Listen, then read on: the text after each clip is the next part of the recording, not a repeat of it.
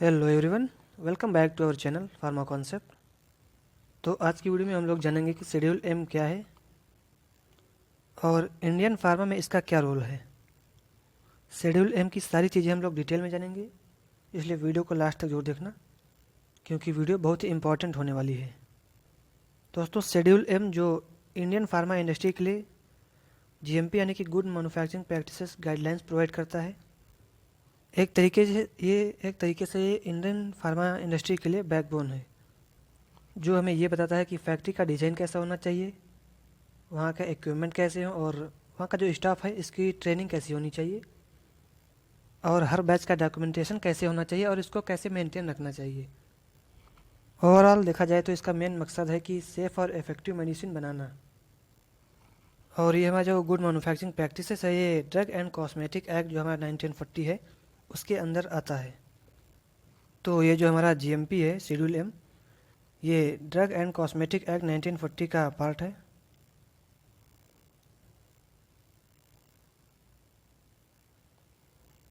और जो कि हमारे लिए कुछ गाइडलाइंस प्रोवाइड करता है कि जो हमारे फार्मा इंडस्ट्री उसका डिज़ाइन कैसा होना चाहिए और उसमें उसके इक्विपमेंट कैसे होने चाहिए, उसमें जो स्टाफ का उसकी ट्रेनिंग कैसी होनी चाहिए और जो बैचेस बन रहे हैं उनके डॉक्यूमेंटेशन कैसे होने चाहिए।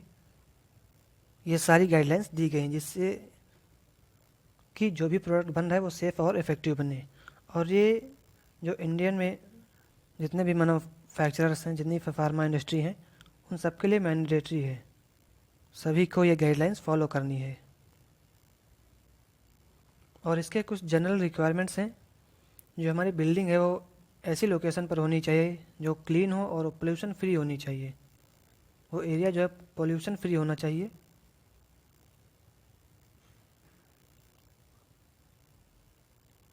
और बिल्डिंग का जो डिज़ाइन है वो जीएमपी के अकॉर्डिंग होना चाहिए। बिल्डिंग पूरी तरह से वेंटिलेटेड होनी चाहिए, उसमें लाइटनिंग सिस्टम अच्छी होनी चाहिए और प्यूरीफाइड वाटर और ड्रेनेज सिस्टम उसका अवेलेबल होना चाहिए, क्योंकि पानी को कभी डायरेक्ट नदियों में या फिर नालों में नहीं ड्रेन करना चाहिए, क्योंकि ऐसा करना हमारे लिए, इंसानों के लिए और जानवरों के लिए जो जीव रहते हैं पानी में, दोनों के लिए हार्मफुल हो सकता है। और जो भी इक्विपमेंट हैं एरिया में, वो सारे इक्विपमेंट स्टेनलेस स्टील के होने चाहिए और सारे इक्विपमेंट रेगुलर या फिर जो एसओपी के अकॉर्डिंग है, जो भी टाइम ड्यूरेशन है उसके अकॉर्डिंग वो कैलिब्रेशन उसका हुआ होना चाहिए, वो वेरीफाइड होनी चाहिए, उसकी प्रॉपर मेंटेन होनी चाहिए। और एरिया और इक्विपमेंट को प्रॉपर क्लीन रखना चाहिए जिससे कि कंटामिनेशन, क्रॉस कंटामिनेशन का चांस बिल्कुल ना रहे। अब बात करेंगे जो भी स्टाफ काम कर रहा है और उसकी हाइजीन के बारे में।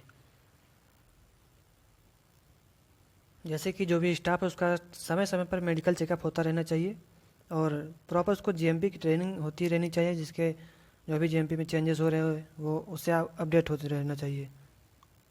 और जब स्टाफ एरिया में काम कर रहा है तो उसकी प्रॉपर गाउनिंग होनी चाहिए और उसको कैसे गाउनिंग करना है और डी गाउनिंग कैसे करना है, ये सारी चीज़ें उसको पता होनी चाहिए। और जो हमारा स्ट्राइल एरिया है वहाँ पे जो सबकी एंट्री नहीं होनी चाहिए, जो जिसका क्वालिफिकेशन हो गया है केवल उसी की एंट्री होनी चाहिए। और हर प्रोसेस का प्रॉपर डॉक्यूमेंटेशन ज़रूरी है, चाहे वो बीएमआर हो, SOPs, BPR, change control deviation, सभी एक्टिविटीज़ का प्रॉपर डॉक्यूमेंटेशन होना चाहिए with sign and date.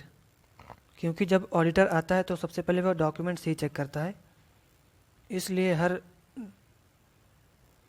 Process का प्रॉपर डॉक्यूमेंटेशन होना चाहिए और वे भी बिना किसी ओवरराइड और कटिंग के proper GDP data integrity follow करते हुए डॉक्यूमेंटेशन करना चाहिए।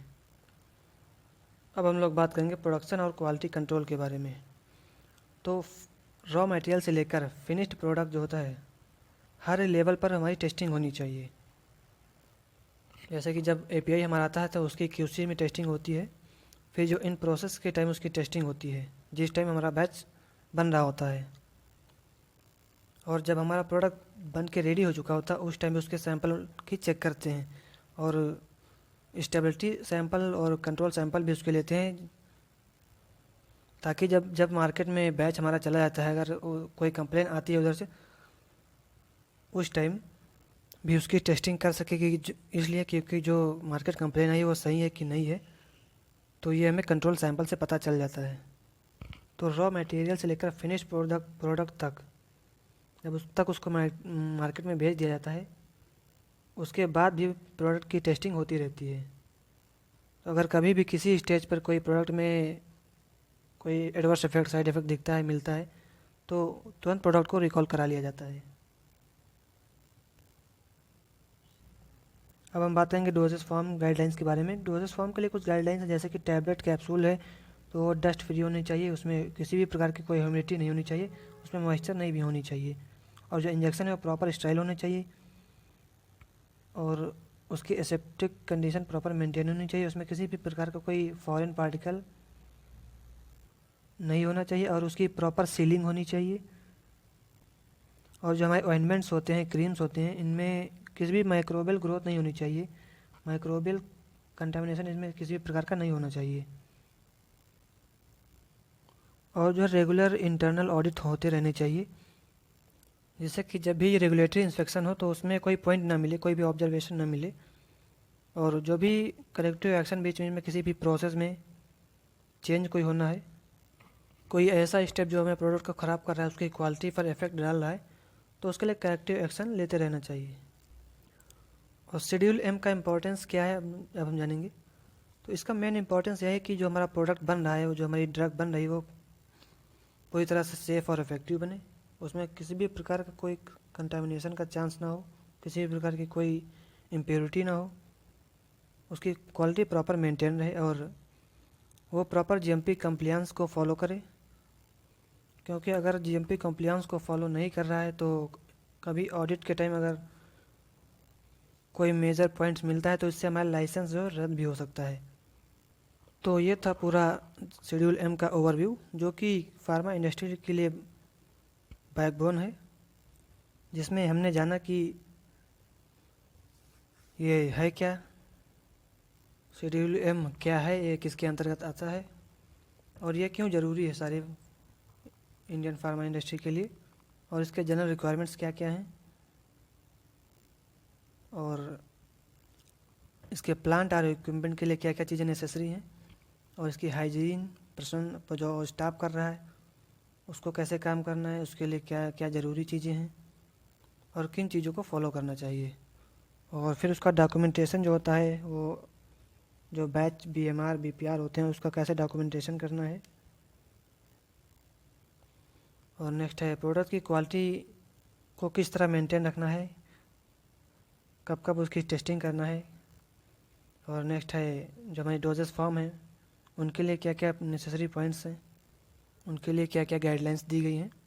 फिर नेक्स्ट है सेल्फ इंस्पेक्शन, जो ऑडिट होते रहते हैं, जिसमें ये चेक करते हैं कि जो हमारा जीएमपी गाइडलाइंस है वो प्रॉपर फॉलो की जा रही हैं कि नहीं की जा रही। और लास्ट है शेड्यूल एम का इम्पोर्टेंस क्या है, क्यों ज़रूरी है शेड्यूल एम। तो उम्मीद है कि आप लोगों को शेड्यूल एम समझ में आ गया होगा। नेक्स्ट वीडियो में हम लोग जानेंगे कि WHO GMP क्या होता है। तो अगर ये जानकारी आप लोगों को अच्छी लगे तो वीडियो को लाइक करें और चैनल को सब्सक्राइब जरूर करें। मिलते हैं नेक्स्ट वीडियो में। Thank you.